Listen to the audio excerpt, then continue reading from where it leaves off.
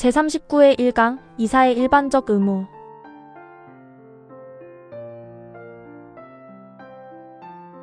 오늘은 이사의 의무, 그 중에서도 이사의 선관 의무와 감시 의무, 그리고 내부 통제 시스템 구축 의무에 대해 알아보겠습니다.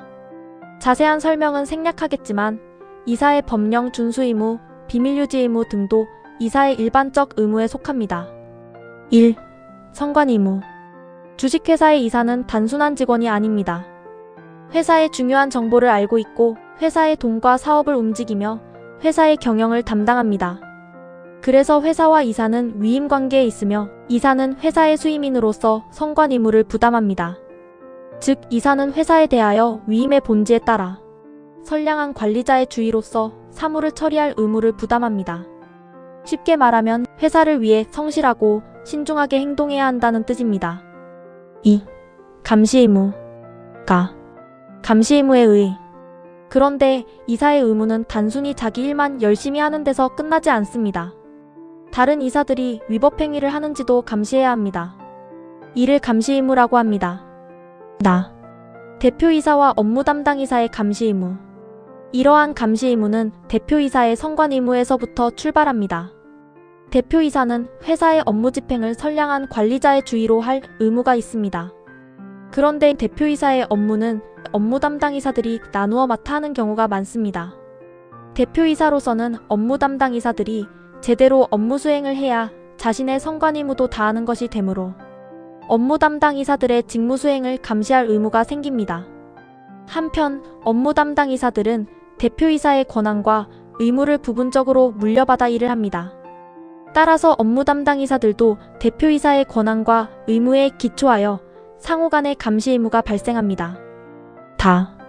비상근 평이사의 감시 의무. 독립이사는 비상근의 평이사에 해당합니다.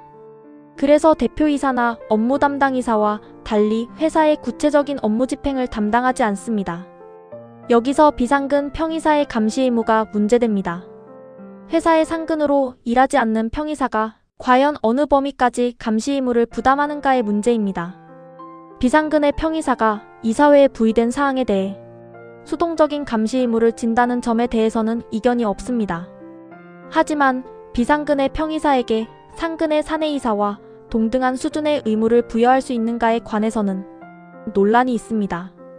소극설에서는 비상근 평이사에게는 이사회를 통하지 않고 개별적으로 다른 이사에 대하여 감시할 의무가 없다고 합니다. 반면에 이사의 감독 기능을 제고하기 위해서는 평이사에게도 적극적 감시 의무를 부과해야 한다는 적극설도 있습니다. 판례는 적극설의 입장입니다. 그래서 평이사가 다른 이사의 위법한 업무 집행을 알았거나 이를 의심할 만한 사유가 있었음에도 방치한 경우에는 감시 의무의 위반이 인정된다고 합니다. 3. 내부 통제 시스템 구축 의무. 이사의 감시 의무에는 내부 통제 시스템의 구축, 운영 의무가 포함됩니다.